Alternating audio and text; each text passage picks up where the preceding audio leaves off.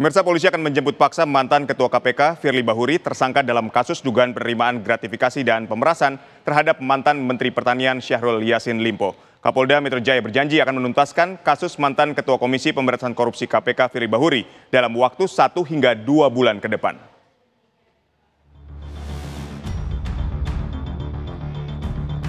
Polda Metro Jaya telah menetapkan mantan Ketua KPK Firly Bahuri sebagai tersangka kasus penerimaan gratifikasi dan pemerasan terhadap mantan Menteri Pertanian Syahrul Yassin Limpo pada 22 November 2023 lalu. Meski lebih dari setahun ditetapkan sebagai tersangka, Firly belum ditahan dan kasusnya tidak kunjung tuntas. Firly bahkan diketahui beberapa kali mangkir dari panggilan penyidik di Reskrimsus Polda Metro Jaya. Kapolda Metro Jaya berjanji akan menuntaskan kasus mantan Ketua Komisi Pemberantasan Korupsi KPK itu dalam waktu 1-2 bulan ke depan. Polda Metro Jaya membuka opsi menjemput paksa jika Firly kembali mangkir dari panggilan penyidik. Yang konsep pertama, kalau untuk Pak Firly ini hampir ada 2 perkara sebenarnya. Yang satu sebenarnya sudah firm, tinggal memenuhi 4 petunjuk. Kalau kita bilang antara formil dan material, ini lebih banyak sifatnya material, dan itu hanya cross check, ya itu.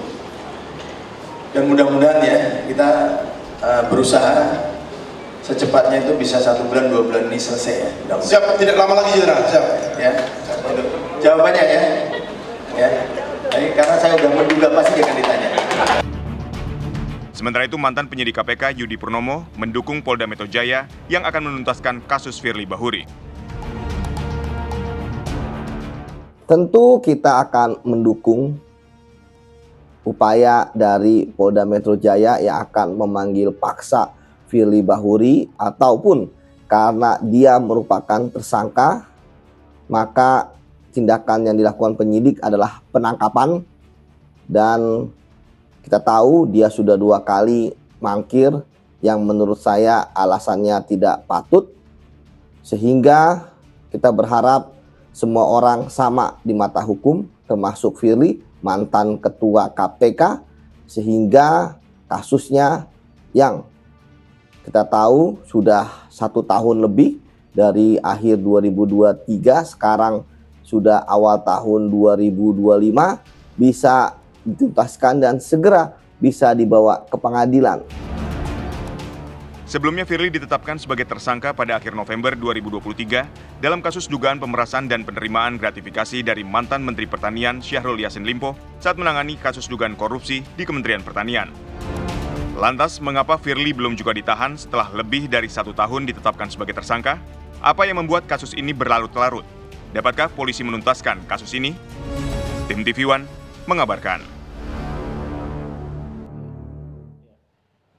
Pemirsa, lantas mengapa Firly belum juga ditahan setelah lebih dari 1 tahun ditetapkan sebagai tersangka? Apa yang membuat kasus ini berlarut-larut? Dapatkah polisi menuntaskan kasus ini?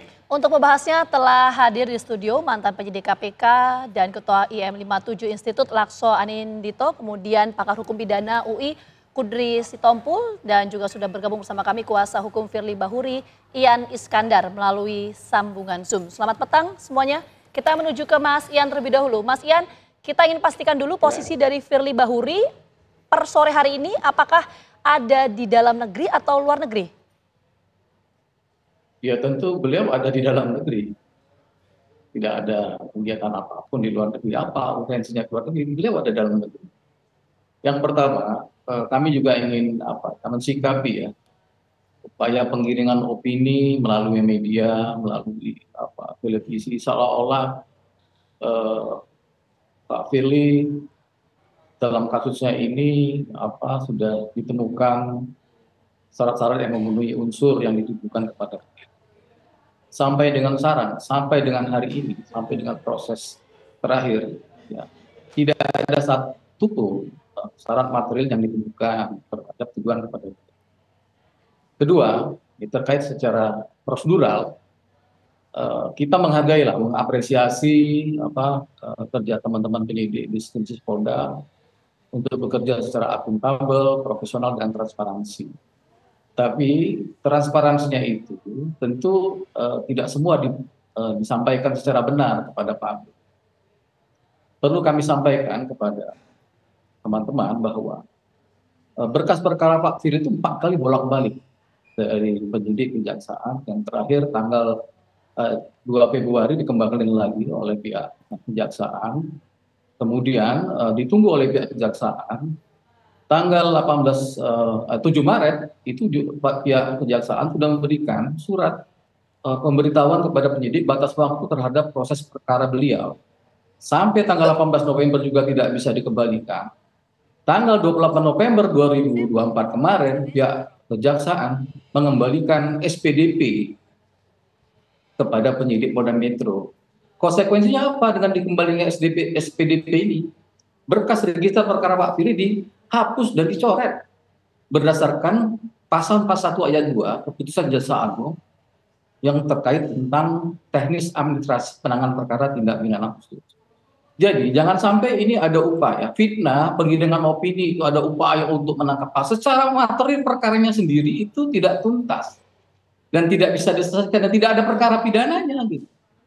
Itu yang ingin kami sampaikan melalui kesempatan ini. Ya, Bang Gian, ini kan beberapa kali ada panggilan dari penyidik ini, Firly Bahuri ini mangkir. Nah, lalu muncul opsi jemput paksa dari Direskrimsus Polda Metro Jaya. Anda menyikapinya seperti apa? Begini, jemput paksa itu kalau beliau tidak pernah sekalipun diperiksa. Setahu kami ya, beliau sudah diperiksa hampir 7 kali lebih. 7 kali lebih diperiksa, baik sebagai saksi maupun tersangka. Nah tentu kan sekarang kan Polri presisi ya, itu ada KUHP. Keterangan tersangka itu bukan menjadi semacam alat bukti utama. Ada alat bukti lain yang harus didukung, yang dipersiapkan oleh penyidik terkait dengan tuduhan beliau. Jadi berkali-kali juga kami sampaikan kepada penyidik, dalam hal apa lagi mau diperiksa, keterangan apa lagi yang mau digali sama Pak Firly, semuanya sudah diserahkan. Artinya tidak ada alasan untuk manggil, tapi ada alasan secara hukum yang kami sampaikan kepada penyidik bahwa pemeriksaan beliau ini sudah lengkap. Jangan dipaksakan loh perkara ini untuk menjadi naik, apalagi digiring opini untuk upaya jemput paksa. Secara material pihak kejaksaan sudah menyatakan perkara Pak Firly ini ditutup dan sudah disampaikan surat pemberitahuan pengembalian SPDP-nya itu kepada penyidik Polda Metro Jaya, dan itu harus diberitahukan transparan penyidik. Pihak Polda juga harus transparan kepada masyarakat, kepada publik. Jangan ditutupin masalah hal ini. 4 kali bolak-balik berkas perkaranya tidak terpenuhi syarat materi, tidak ada satupun saksi yang memenuhi kualifikasi sebagai saksi seperti syarat yang diminta oleh KUHP. Nah ini kita kan transparan, akuntabel, profesional, transparan. Kita sekarang transparan pada masyarakat disampaikan, sehingga jadi upaya penggiringan opini seolah-olah ada upaya jemput paksa, upaya mangkir, itu dengan sendirinya semakin jelas faktanya seperti itu. Oke, kita menuju ke Mas Lakso. Mas Lakso, kalau kita lihat ini kan kasus sudah bergulir selama 1 tahun pasca Firly ditetapkan sebagai tersangka. Apakah penahanan itu merupakan suatu hal yang wajib pas seseorang ditetapkan sebagai tersangka atau gimana kalau berdasarkan KUHP? Ya, jadi kalau kita lihat ya, sebetulnya kasus Firly Bahuri ini sudah lewat 2 kali hari peringatan anti korupsi. Jadi 2 kali hari peringatan anti korupsi, tapi kunjung tidak ada kemajuan yang sifatnya signifikan. Saya sangat mengapresiasi ketika Kapolda Metro Jaya mengungkapkan akan menyelesaikan ini 1 sampai 2 bulan lagi. Tapi yang saya butuhkan adalah realisasi. Karena dengan kondisi saat ini, saya melihat bahwa satu-satunya opsi yang bisa diambil oleh kepolisian adalah dengan menangkap Firly Bahuri. Bukan hanya menjemput paksa, sesuai dengan ketentuan dalam pasal 16 sampai dengan pasal 19 KUHP. Dan apabila diperlukan, dari sejak awal, IM 57 Plus Institute sudah melihat bahwa ketika melihat kondisi Firly ya, sebagai ex-pimpinan KPK, tentunya dia bisa saja menggunakan segala informasi dan jaringan yang ada di KPK. Dia juga bisa melarikan diri, dia bisa melakukan upaya untuk mengulangi tindak pidana ya, dengan cara, kan dia dituduhkan dengan pasal 12 huruf E, Undang-Undang Tindak Pidana Korupsi, di mana di situ adalah pasal pemerasan ya, yang dilakukan oleh penyelenggara negara. Nah dalam konteks itu, maka saya melihat bahwa penahanan itu sudah sebetulnya wajib dilaksanakan bukan hari ini saja, tetapi sejak Firly ditetapkan jadi tersangka. Kenapa? Karena sebagai ex pimpinan atau ketua KPK, dia memiliki data-data dan informasi yang mungkin relevan untuk menjadi bergen politik dia dalam menghindari pertanggungjawaban dalam kasus ini. Jadi saya ingin melihat sebetulnya dari pihak Polda, pertama saya apresiasi janji Pak Karyoto untuk 2 bulan ya, 1 sampai 2 bulan. Dan saya mengharapkan dalam 1-2 bulan ini memang betul direalisasikan. Caranya kita melihat bagaimana, salah satunya adalah dengan menangkap Firly besok juga kalau diperlukan. Dengan cara menangkap Firly di situ ada satu sikap yang jelas dari Kepolisian Republik Indonesia bahwa memang dia ingin kasus ini dituntaskan setuntas-tuntasnya dan tidak hanya menjadi perang wacana yang ada di area publik saja. Baik. Udah 2 tahun itu udah cukup lama. Baik, saya ingin ke Pak Juri. Pak Juri tadi mungkin ada sedikit yang ingin Anda sampaikan menanggapi dari kuasa hukum Mas Ian Iskandar. Lalu ketika kita melihat kenapa kasus ini kok berlarut-larut ya sampai lebih dari 1 tahun? Ya, sebelum menjawab itu mesti dimengerti dulu ya. Harus dibedakan antara pemanggilan dan penahanan. Ini kan pemanggilan dia sebagai tersangka. Ya kan? Nah sekarang apakah dia dipanggil secara sukarela atau paksa? Di dalam KUHP itu tidak diatur. Nah yang diatur hanya apabila pemanggilan ketiga kali tidak bisa diinikan. Artinya kalau 3 kali. Tapi tidak ada halangan kalau dari pertama pun dijemput paksa. Atau yang kedua dijemput paksa. Nggak ada halangan. Cuman katakan kalau 2 kali baru. Artinya ini kebolehan. Artinya ini adalah diskresinya si penyidik. Apakah dia mau langsung manggil paksa atau itu terserah dia. Tapi kalau udah 3 kali itu wajib gitu loh. Nah soal penahanan. Penahanan ini ada syarat objektif dan syarat subjektif.